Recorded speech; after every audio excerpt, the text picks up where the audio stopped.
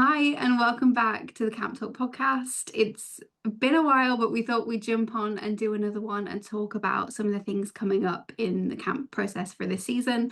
A lot of people will be heading for their embassy appointments soon if you haven't already had yours, and then also starting to anticipate arriving at camp and what to expect on that side of things. So we're going to chat about all this today, tell you our experiences, and hopefully give you a good idea of what to expect in the next couple of weeks. First of all, we're going to chat about preparing for your embassy appointment. If you've already had yours, fantastic. If not, don't worry, we'll send out we'll send out an embassy checklist that you can go through and make sure you have all your documents for your appointment. But I thought we could take some time to talk about our own embassy appointments, what we brought, how it went, and just reassure you that it's not as scary as it might seem. Okay, so once you've got to the stage where you've done your DS 160, you've booked your embassy appointment, you can now reach out to your account manager. We're going to forward you a list of all the things that you need to bring with you to your embassy appointment. You can have a check-in call with us if you wish, just to kind of put you at ease, and we can tell you about our experience. And yeah, just make sure that you're all prepared for your appointment. Yeah, we will send you this probably a week and a half before your appointment, and we can have a chat with you, like Courtney said, and go through everything. But essentially, you just need your DS 2019. You'll need your DS 160 confirmation page, which you'll get once you finish your DS 160. You'll need your service receipt, which we will send on to you a week or so before your appointment. You'll have your appointment confirmation, which is the document that says which embassy you're going to, what time. It has the barcodes that they will scan, and it will all match the documents that I've listed before. You'll also bring your passport, of course. That will be what they actually put the visa sort of sticker in, and that will be sent back to you after the appointment. You'll also bring 2 American-sized passport photos. I recommend going to your local pharmacy or going to a photo booth to get them done, just to make sure that it's exactly what they're looking for. You will also need to bring proof of return to bring to the embassy. So this could be, if you're a student, it could be proof of enrollment in September. If you're living in an accommodation, it could be proof of paying rent in September. Or if you're living at home, your parents can write a letter to say that you'll be back paying rent. It could be a letter from your work to say you're back employed in September. Just something to show that you're going to be returning to your home country once your visa ends. If you have any questions about what you can bring, feel free to reach out to us on this one. And then also, finally, you need to have all your social medias on public, and this needs to stay public until your visa has been approved. Everything does need to be printed. I recommend putting it in a wallet, keeping it safe. A good bunch of the embassies don't actually allow you to bring your phones in, so it's really good to obviously have everything printed so that you can show them, but also be prepared with everything beforehand and not rely on it being on your phone. But in terms of the actual appointment, it's very easy, probably one of the easiest parts of the whole process. I don't know if you guys agree, but mine took, I think it took 20 minutes this year, which was kind of crazy because normally it takes about 2 hours. But I always recommend going for your appointment time or even slightly before. I went in about an hour and a half before my appointment time this summer, and it just got things going and done quicker. But yeah, I mean, what embassy have you two been to? My first summer, I was really scared. It sounded like a big, scary place, like the London Embassy. But when I got there, almost everyone in queue was there for the same reason. So you just queue up inside. They ask for some of your documents, and then you go get your fingerprints done. Then you go to another queue, and yeah, the whole thing was a lot smoother sailing than I thought it was going to be. And everyone there is in the same boat. Yeah, that's right. It is honestly that easy. It takes a bit of time queuing up, but once you're done, like you're done, and they'll let you know they're sending on your passport. One thing to note this summer that more than likely they'll say like refusal pending social media checks. That's a new thing for this year. Nothing to be concerned about if they do say that. And of course, you can check in with your account manager after. So yeah, once you've now done your embassy appointment, after that you can check in with your account manager and we will forward you a link where you can check your visa status. So yeah, once you've got your visa approved, you can book your flights. We always recommend waiting until you've got your visa approved just in case. And yeah, that's I suppose the fun part, figuring out if you want to go to camp on the day that your camp starts and sort of arrive at the airport, get a camp bus to camp. Or if you want to go a bit earlier, I don't know, my first summer I went the night before because I thought I want to settle in first and then sort of be ready the next day to get the bus. But after that I was like, don't really need to do that. I haven't done that since. I just arrive on the day, or like this summer I'm going traveling before camp. What do you two normally do? My first summer, I went the day that I was meant to. I was a bit late actually because I'd just finished my last A level, so I was like the last kind of group to get in. But if I hadn't done, like, if I wasn't doing my A level on that day, I wanted to go a night before just to like get myself settled in a bit, because it can be quite overwhelming when you get there for the first time. But yeah, the last 2 years I've just got there on the day as well, and I'm doing the same this year. So Amazing. Yeah, for me, I just went on the day. Also, my camp had like 3 or 4 different times on that one day to kind of collect us. And yeah, I had arranged to fly with other people going to my camp. So that was nice. I had them, just met them on social media and yeah, had them to fly with. And I just arrived on the day of camp also. Cute. Did you like meet for the first time at the airport, or did you like done a meet up before camp? No, we just met at the airport. So I think there was 4 of us flying from Dublin. So Yeah. that was really nice. And yeah, we'd just be messaging on Snapchat and stuff. And then yeah, that was just our first time meeting. At my camp, we had the option to meet up with people before camp, but I didn't my first Oh. summer. And then when I was at the airport, like when I was saying bye to my parents, obviously like crying my eyes out, and my mum was crying her eyes out. There was a lad next to me, exactly the same with his mum, and like our parents ended up getting chatting, and I found literally from being dropped off at Heathrow to even waiting in JFK for the staff bus, like there's so many counsellors just walking around, and they're like, are you going to this camp? Are you going to this camp? And then you Yeah. find like huddles of people going to whichever camp. So yeah, more than likely, a lot of people will be going out on the same day, maybe on the same flight. Like it makes it a bit more reassuring, I suppose. Yeah, there was loads of us obviously that I did know, but then when on the flight I was sitting beside a guy and a girl and they were both going to 2 different camps.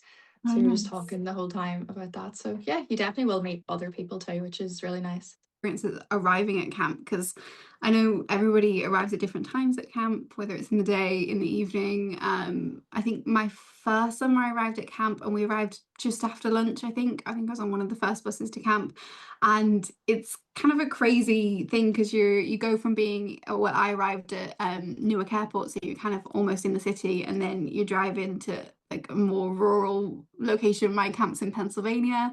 And then yeah, we just arrived at camp. We rolled through the door, the gates, and yeah, we got off the bus. Everyone was cheering and clapping. Like there was staff that was already at camp, and they would like cheer and clap for us when we got off. Everybody was hugging each other, even though we didn't even know each other. Like it was such a warm like environment to go into.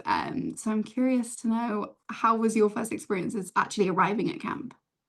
yeah, mine was a bit different to that because I was a very, very nervous little 18-year-old. And like I said, we arrived with like the last, I think there was only maybe 6 of us they picked up, getting later flights. So everyone had already been at camp for at least 3 or 4 days before me. And as you know, 3 or 4 days at camp feels like a week. So people had already kind of settled in.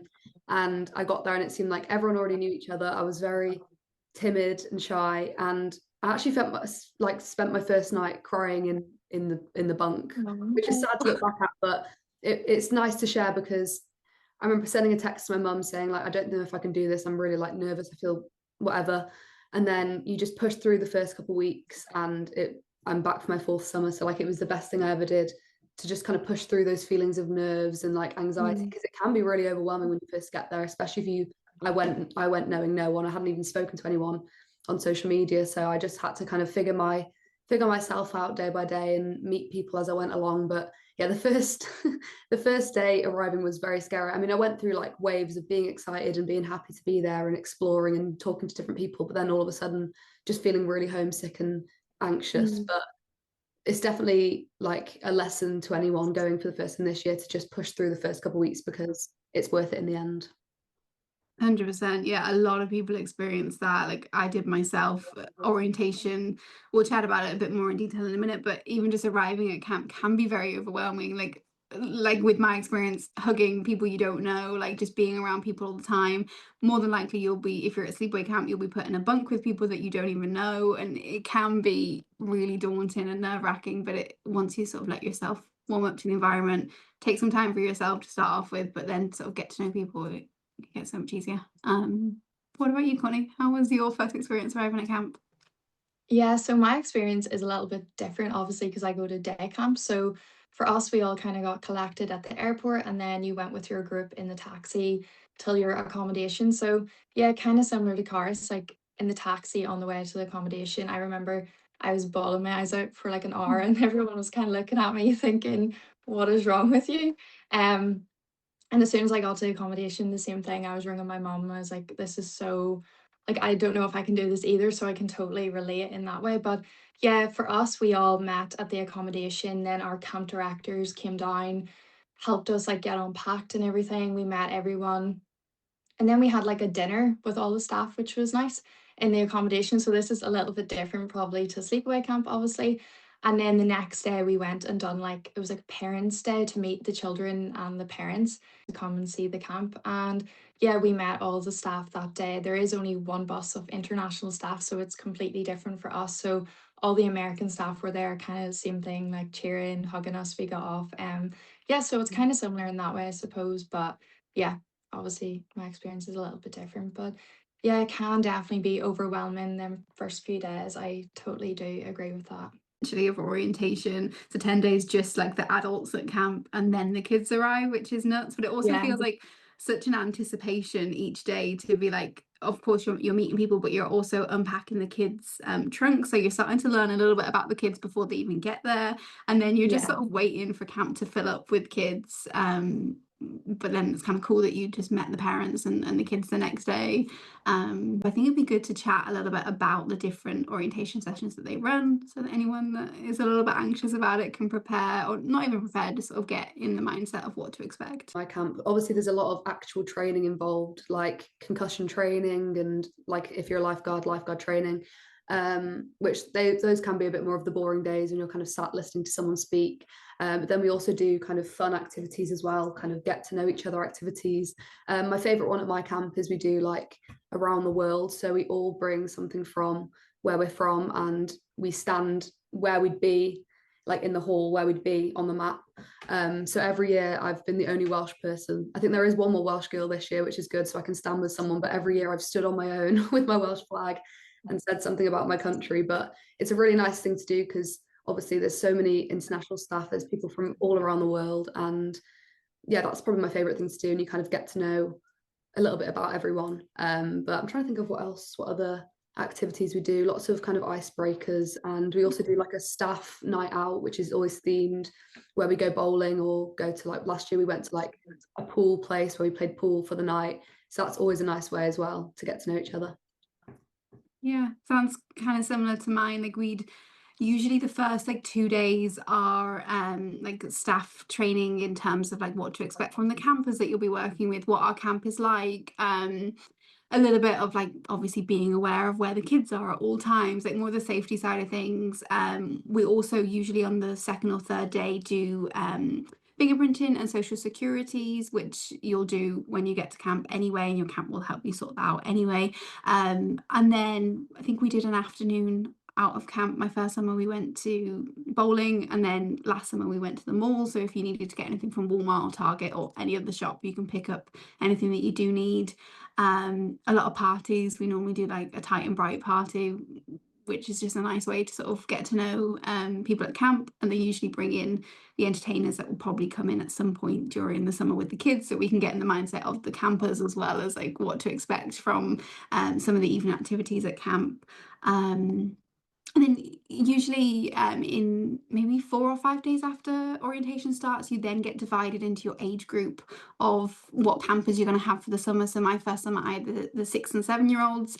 So I would then be paired up with all the counsellors that had the 6 and 7 year olds, and we'd learn from the leader of that division, like exactly what to expect from this age group. We do way more specific training with the kids that you're going to be sleeping and living with for the summer, which is really helpful. And I think a lot of camps might follow a similar thing. You can correct me if not, but at my camp we had a chat with the people that decide what age group you're with, and just said, like, I remember saying that I absolutely loved working with the younger kids, and because of experiences I've had at home, I thought I'd fit really well with them, so they put me with them, whereas other people might really enjoy working with the 15-year-olds or the 16-year-olds, so then they'd probably work towards putting them with that age group. So I think that's an interesting sort of way of thinking, that you are going to know what age group you are with during orientation. You're also going to get to know a smaller cohort of counsellors that will be with you for the summer. Was that similar in either of your experiences? Yeah, we like got to fill out a form when we got there, because I wasn't sure like how it would work with the age groups my first summer. I didn't even really know what age group I'd want, but during staff orientation, they show you a big slideshow at my camp of all the different age groups, videos from past counsellors saying what's good and what's bad about certain age groups. And then you write down a form saying what kind of kids you think you want to work with. But at my camp, they're really good at kind of looking at your personality. And my first year, I wrote down that I wanted 8 to 10-year-olds, which is crazy to think of because I couldn't have done that. And they kind of spotted that in me, that they thought I'd be better with older children, so I got put with 13-year-olds my first summer. And when I first found out I was with 13-year-olds, I was like, what? It's like they're gonna rip me to shreds. But it was actually like the best thing that could have happened. And we also did this, I forgot to mention, one of the exercise we did during staff training, which was really fun, which was a new thing last summer. We had like a theatre group come in, and they like acted as children, and then we as counsellors had to jump in and do what we'd like, act out what we'd do in the scenario and things. And it was a really like funny but also like beneficial thing to do, because kids can be hard work, and if you've not had a lot of experience working with kids before, it was a really fun thing to do, and it was very entertaining as well. So that's the end of the episode today. Thank you all for listening. If you have any other questions that you would like to know, just comment on the video. You can also reach out to your account manager and let us know if there's anything else maybe that you would like us to cover before camp. But thank you for watching. Bye. Bye.